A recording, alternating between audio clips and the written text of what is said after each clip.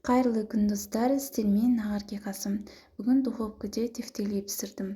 Өте нәзік, ерекше, жұмсақ, сочный болып шықты. Мен соусқа сметана мен сливки қолдандым. Оның ерекшелігі де осында, нежный, керемет болып шығады.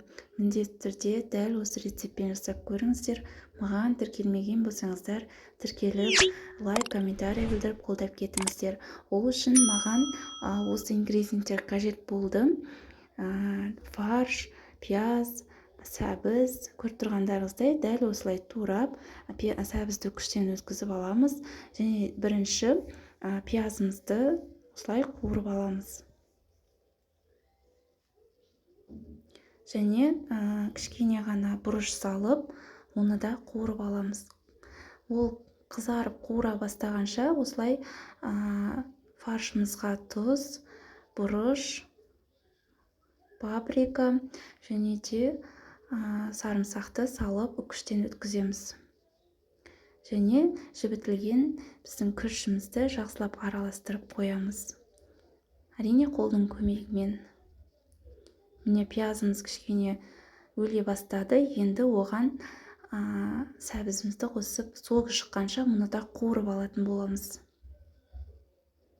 Қуырып алғаннан кейін оны екі бөлікке бөлеміз. Екі бөлікке бөлгеннен кейін мұның жартысын жаңағы фаршқа салатын боламыз. Дәмі одан сайын әдемі дәмді болу үшін. Мұнда жақсылап қолдың, қасықтың көмегімен жақсылап араластырып қоямыз. Енді соусқа көшеміз. Осылай жарты бөлігіне 1 стакан су, тұз араластырып жақсылап ерігенше. Оған сливкидің орнына мен 6% сүт қолдандым. Сіздерде сливки болмаса, осылай жай ғана сүт қолдансаңыздар болады. Және де қолдың қаймағын қолдандым. Осылай жақсылап араластырып қоямыз. Және де томат қосамыз. Сіздер кетчуп болса, кетчуп қоссаңыздар да бола береді. Міне соусымыз дайын. Енді тефтелиміздің формасына осы фаршымызды келтіреміз қолдың көмегімен, әрине. Және де духовкаға арналған осындай ыдысымызға жайғастырып шығатын боламыз.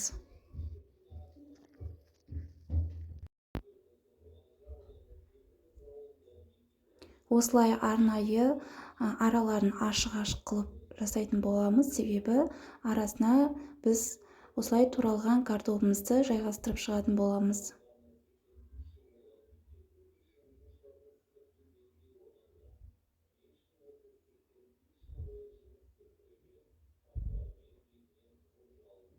Жайғастырып болғаннан кейін біздің дайын керемет, нежный, сливочный соусымызды үстінен құйып шығамыз.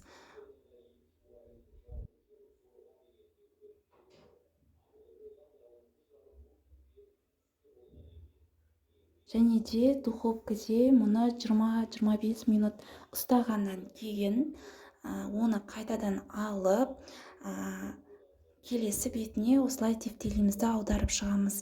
Себебі беткі жағы пісе қалып, құрғап қалуы мүмкін. Сол үшін осылай келесі бетіне аударып, және де тағы да 20 минут духовкаде пісіріп алатын боламыз. Міне менің тефтелиім өте нежный, керемет болып шықты. Сіздер жасап көріңіздер, өкінбейсіздер.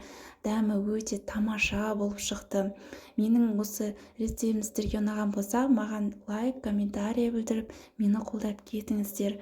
Сіздермен болған Ақерке Қасым. Менің видеомды соңына дейін қарағандарыңызға рахмет. Ас болсын сіздерге.